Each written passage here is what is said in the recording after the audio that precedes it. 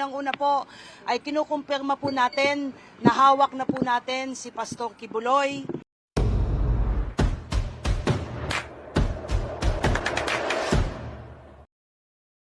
Ang una po ay kinukumpirma po natin na hawak na po natin si Pastor Kibuloy, si Jacqueline Roy, si Ingrid Canada, si Crescente Canada at si Silva Semanes po.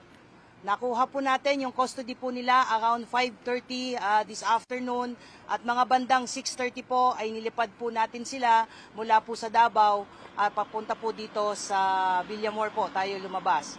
Lumapag po sila ang C-130 lulan po nitong mga nasabing individual at nakakating po sila dito sa Villamor na around 8:30 ng gabi at nakakating po tayo dito sa custodial facility na mga around 9:10 ng gabi po. Sa ngayon po ay nag-undergo po sila ng booking process. Kasama na po dyan yung fingerprint at mugshot at natapos na rin po yung physical and medical examination.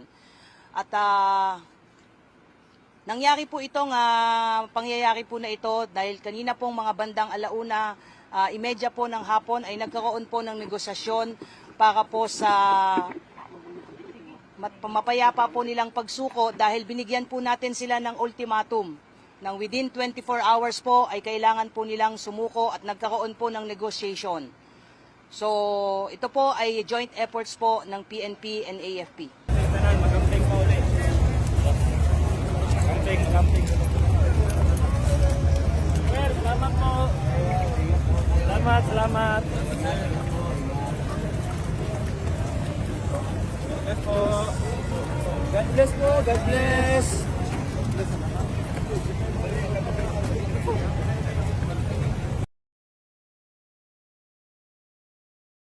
Nag-choose kasi ng location si Pastor where he would like to be picked up, no? So, at saka yung tunnel nga niya na hinukay for how many days, wala ngang nakitang labyrinth of tunnels underneath, no? So kung sasabihin niya, alam niya kung saan yung tunnel pero hindi niya tinumbok, in bad faith yun. Bakit siya tunnel doon sa sa location na hindi naman pala yun ang real location, no? So, pero hindi na tayo magsisiraan ngayon ng husto. Kasi si Pastor Apollo, si Kibuloy, no? Sabi niya sa akin, he has no rancor in his heart. No? Wala siyang rancor, wala siyang galit sa kanyang puso. No?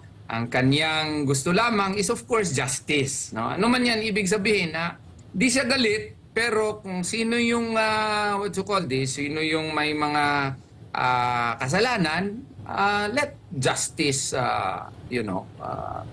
have its course. So, yun ang kanyang sabi po sa akin. Thank you, Attorney. Attorney, si Admar po ito. Marami kasing nagtatanong ngayon sa social media, kanino daw heartbeat yon? Yung mga namomonitor nila. Kaya nga yung mga heartbeat nila nag-move doon sa cathedral, doon sa JMC, pati sa JMC building, may heartbeat daw doon. All along, hindi talaga totoo yun. Sorry sa PNP. Yun naman po ang katotohanan. As of the present, although I am given liberty by Pastor, no, kung sino ang hindi natin i-include at sino talaga yung talaga, yung in bad faith talaga, no? Yun po ang instruction po sa akin, no? And then, ano nga niya, kasi ano ba yan sa Tagalog niya, sinaula? Ano yan? Ano yan? Sinalaula. Sinalaula. Binalagura. It was desecrated. I think in English, Yeah, it means that's correct. desecrated. Nasabi nga ni Pastor sa akin, ang plano niya soonest is baka ipa-demolish niya yung cathedral and build a new one. Yung mas maganda kasi the extent of the desecration daw is probably not anymore capable of being cleansed, no? Pero in the meantime, reconsecrate daw yan, and then kung reconsecrated na, gagamitin, pero ang kanyang ultimate objective is parang i-demolish daw yan and he wants to build a new one, a grander one, no?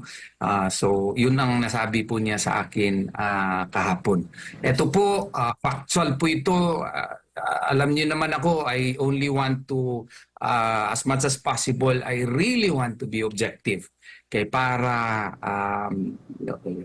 at the end of the day, credibility is one of the most important virtue of a man. Paano po nahuli si Pastor Apollo Kibuloy? Apo. I really do not know the details. Pakitanong nyo na lang sa LG. Kasi siya talaga ang nakakaalam ng mga detalye nito. Na kami naman ay mga bystanders lang dito sa Davao. It's such a relief. Nako, matulog muna tayo. Makabawi ng tulog. Bukas, flag raising pa. Okay. Okay, magpapasalamat sa akin mga tao bukas. Kaya I think I'll be preparing some messages for them.